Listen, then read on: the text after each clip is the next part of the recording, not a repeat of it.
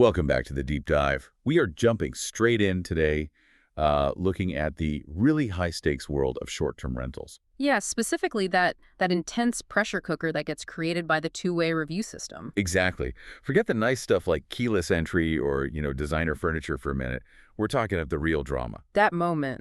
That moment, a host has to actually enforce one of their house rules. And that's the moment, based on what we've seen in host communities and guides, that's when the host walks right into a kind of strategic trap. A trap.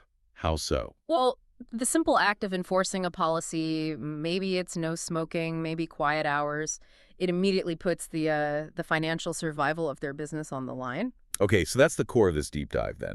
We want to unpack this constant dilemma hosts face. Mm-hmm. We'll look at the policy changes they're asking for and distill those 7 practical strategies that successful hosts are using. Right, the ones they use to try and prevent what they fear most, that retaliatory bad review. Let's unpack this. Where do we start? Well, first, you have to understand just how enormous the stakes are. Reviews aren't just, like, feedback. No, everything. They are the absolute foundation.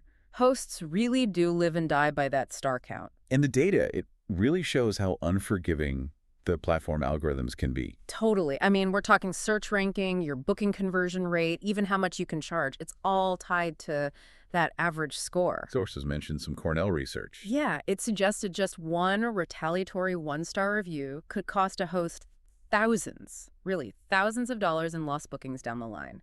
Wow. And the platforms, their algorithms, they prioritize listings that stay above, what, 4.8 stars? Right, 4.8. And guests themselves, they actively filter out anything below 4.7. Think about that tiny, tiny margin. It's minuscule, a 0.1 star drop.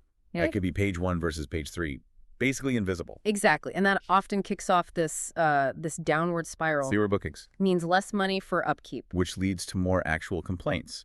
And then, boom, even lower ratings. It's just this ruthless cycle where your reputation is the only thing keeping the lights on. That ruthless math, it leads right into what hosts are talking about all the time. Yeah. The enforcement trap. Mm-hmm. They literally describe themselves as being caught between a rock and a dumpster fire. I saw that phrase. It paints a picture. It does. And what's really interesting is the psychology behind why